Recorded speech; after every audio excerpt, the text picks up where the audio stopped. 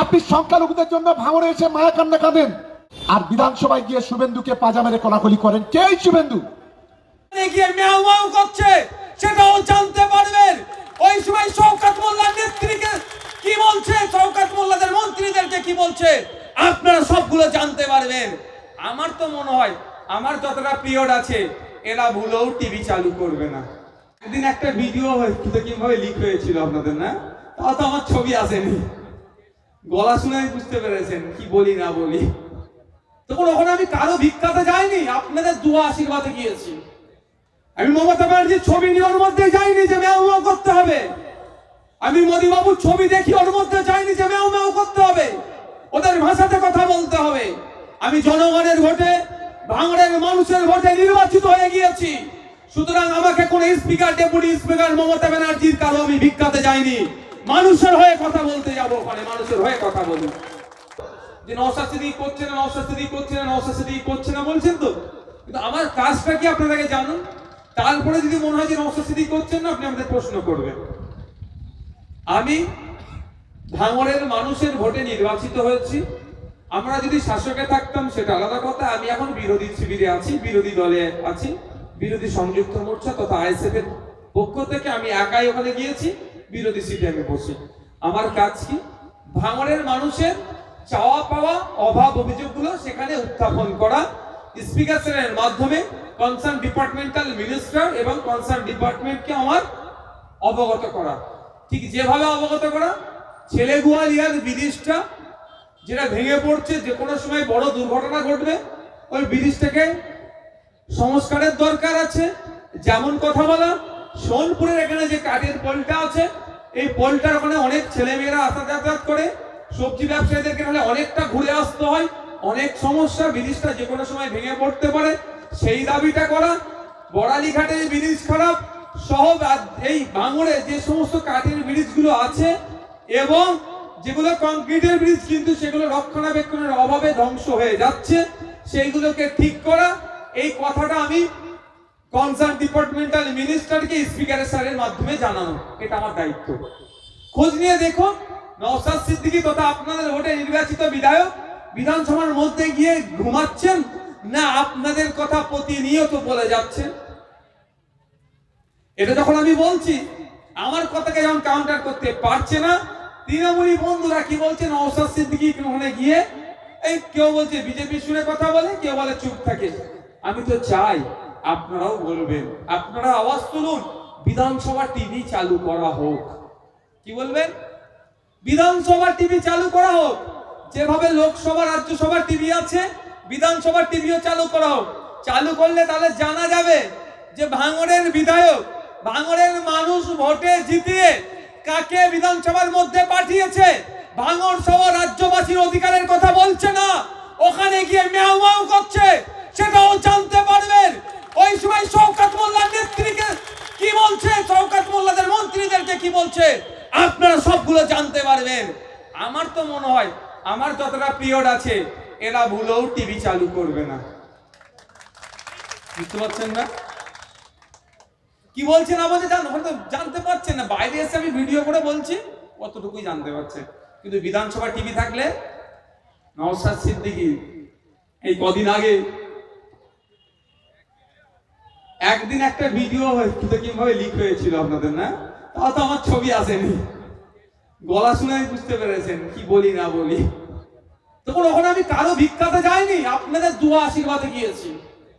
আমি মমতা ব্যানার্জির ছবি নিয়ে ওর মধ্যে যাইনি যে ম্যাও ম্যাও করতে হবে।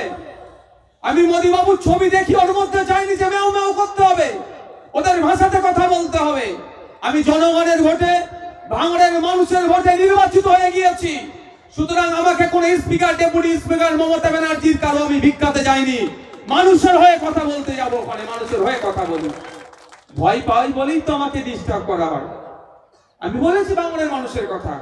ভাঙড়ে মেধাযুক্ত ছেলেরা আছে, যেমন পড়াশোনায় ভাঙড়ে এগিয়ে যেতে পারে, তার প্রমাণ আপনাদের এই পোলেরহাটে সম্ভবত অর্থের অভাবে সে নিটের কোচিং নিতে পারেনি, ইউটিউব থেকে দেখে দেখে কোচিং নিয়ে অল ইন্ডিয়া লেভেলে 1947 র্যাঙ্ক করেছিল। এটা ভাঙড়ের মেধা। ভাঙড়ের ছেলেরা ভিডিও আছে, জয়েন্ট ভিডিও আছে, ভাঙড়ের ছেলেরা পুলিশে চাকরি করছে, ভাঙড়ের ছেলেরা বিভিন্ন দপ্তরে চাকরি করছে, ঠিক একই ভাবে ভাঙড়ের ছেলেরাও খেলাধুলাতেও কিন্তু পিছিয়ে নাই। কিন্তু ভাঙড়কে শুধু বোমগুলিতে দেখানো হয় যে ভাঙড়ের ছেলেরা ইন্টারন্যাশনাল লেভেলে গিয়ে, আন্তর্জাতিক স্তরে গিয়ে, শাহজাহান বুলবুল নামে আপনাদের এই ভাঙড়ের ভূমিপুত্র, তিনি শারীরিকভাবে বিশেষভাবে তিনি সক্ষম হওয়ার ফলেও ইন্টারন্যাশনাল লেভেলে গিয়ে দেশের ঝান্ডাকে উঁচুতে তুলে ব্রোঞ্জ নিয়ে এসেছিল এই ভাঙড়ের ছেলে। আমরা ভুলে যাচ্ছি না পিউঢালি এই ভাঙড়ের ভূমিপুত্র, একজন ভূমিকন্যা, তে ন্যাশনাল লেভেলে গিয়ে ভাঙড়ের নামকে উজ্জ্বল করেছিল। আমরা ভুলে যাচ্ছি না তহুরা খাতুনকে, যিনি ন্যাশনাল লেভেলে গিয়ে 300 মিটার রানেতে গিয়ে ভাঙড় সহ পশ্চিম বাংলার নাম উজ্জ্বল করেছিল। এই ধরনের অনেক আছে, মনিরুল আছে ফুটবলার, আরো আছে ভাঙড়ের ভূমিপুত্র, বিভিন্ন ফিল্ডে তারা ডিসিপ্লিনে তারা প্র্যাকটিস করে তারা তাদের সর্বোচ্চ দেওয়ার চেষ্টা করছে। তাদের কথা মাথায় একবার মমতা ব্যানার্জি রাখেন না, তাদের কথা ভাবেন না তারা আরো কিভাবে বড় বেটার পারফর্ম করতে পারে। কিন্তু দুঃখের বিষয়, আর্থিকভাবে ভাঙড়বাসী পিছিয়ে, এদের প্র্যাকটিস করতে গেলেও সাই কমপ্লেক্সে যেতে হয়, নাহলে বিভিন্ন জায়গায় কলকাতাতে গিয়ে প্র্যাকটিস করতে হয়। ফলে একটা টাইম লাগে, গাড়ি ভাড়া লাগে, গরিব বাড়ির সন্তানের পক্ষে সম্ভব হয় না যতটুকু অর্জন করেছে সম্মান, ভাঙড়ের নাম মুকুটে সম্মানের পলক বুঝেছে, সম্পূর্ণ নিজস্ব প্রচেষ্টা এরা করেছে। এদের কথা ভেবে আগামী দিনে ভাঙড়ের যুবকদের কথা ভেবে কোন অসামাজিক কর্মকাণ্ডের সাথে না জড়িয়ে পড়ে তার কথা ভেবে আমি বিধানসভায় ভাঙড়ে একটা উন্নত মানের স্পোর্টস কমপ্লেক্স করে দেওয়া হোক, তার দাবি আমি তুলেছি। এটা আমার কর্তব্য, ভাঙড়ের কি চাওয়া পাওয়া আছে সেগুলো তুলে ধরা। যখন কয়েকদিন আগেই আপনারা দেখেছিলেন, কয়েকদিন আগে আপনার হয়েছিল, অকালে বৃষ্টি হলো, চাষ যে সমস্ত ফসল নষ্ট হয়েছিল ভাঙড় সহ বিভিন্ন জায়গায়, সেই দিনকে মমতা ব্যানার্জিকে কে কি বলেছে সেই নিয়ে হল্লা হলো বিধানসভার মধ্যে। 11 পশ্চিম বাংলার কৃষকদের নিয়ে আলোচনা হলো না, যে অকালে বৃষ্টির ফলে কৃষকরা চিন্তিত। কয়েকজন কৃষক তো শুনলাম সুসাইডও করেছে। ওসব চিন্তিত হওয়ার দরকার নাই, সরকার ক্ষতিপূরণ দিক, এ নিয়ে একবার আলোচনা করতে দেখলাম না। কিন্তু আপনারা যাকে ভোট দিয়ে বিধানসভায় পাঠিয়েছেন সে আপনাদের ছোট ভাই রাজ্যের মুখ্যমন্ত্রী এবং কৃষিমন্ত্রীকে আমি তুরন্ত চিঠি করলাম, চিঠি করে তাকে আহ্বান করলাম যে সমস্ত ক্ষতিগ্রস্ত কৃষকরা আছে তাদেরকে উপযুক্ত ক্ষতিপূরণের ব্যবস্থা করতে হবে।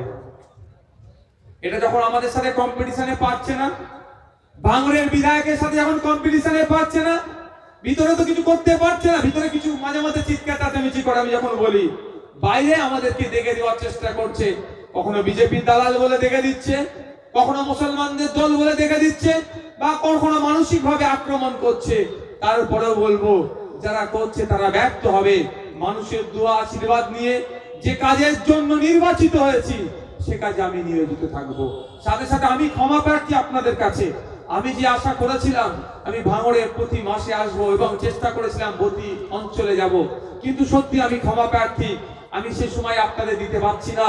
কারণ সারা রাজ্য যখন বিজেপি তৃণমূলের বাইনারিতে সিএ এর ভয় দেখিয়ে একজন কামড়াচ্ছে, অন্যজন সিএ কে সামনে রেখে মলম দিচ্ছিল, অর্থাৎ বিজেপি আর তৃণমূল ছাড়া নাকি অন্য কোনো দল নয়, বিজেপি চলে আসবে, বিজেপি চলে আসবে, এই যে স্লোগান তুলেছিল সিএ করে নাকি দেশ থেকে তাড়িয়ে দেবে, এই ভয় দেখিয়ে যখন ভোটকে এক প্রকার লুট হলো সারা রাজ্যে, তখন ভাঙড়বাসী কিন্তু ওদের খেলায় মেতেনি, ওদের উল্টোতে গিয়ে আমাকে বিপুল ভোটে জিতিয়ে আমাকে বিধানসভায় পাঠিয়ে আমাকে বেশি আরো দায়িত্বশীল করে দিল।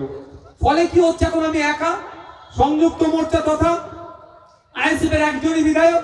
ফলে যেখানে চোপড়াতে আক্রান্ত হচ্ছে আমার আদিবাসী সমাজের বাপ বোন মা ভাইয়েরা, চা বাগানে সেখানে ছুটে যেতে হচ্ছে আমাকে, অযোধ্যায় ছুটে যেতে হচ্ছে আমাকে, পুরুলিয়াতে ছুটে যেতে হচ্ছে, সেখানে জনজাতি উপজাতিদের উপরে আক্রমণ হচ্ছে, সেখানে আমাকে ছুটে যেতে হচ্ছে।